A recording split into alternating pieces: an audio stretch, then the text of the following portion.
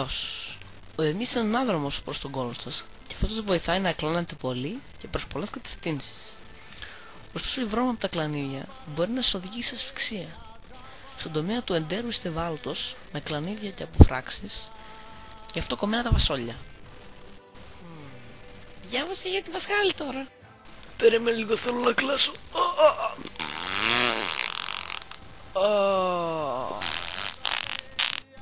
Αυτή ήταν λίγο δυνατή.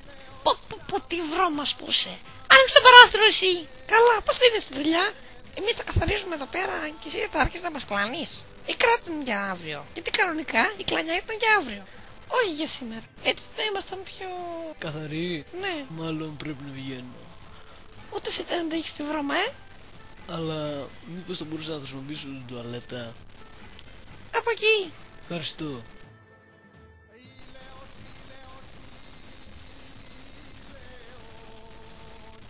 Όχι ρε πούστη, να δούμε ποιος θα καθαρίσει μετά τη χέστρα.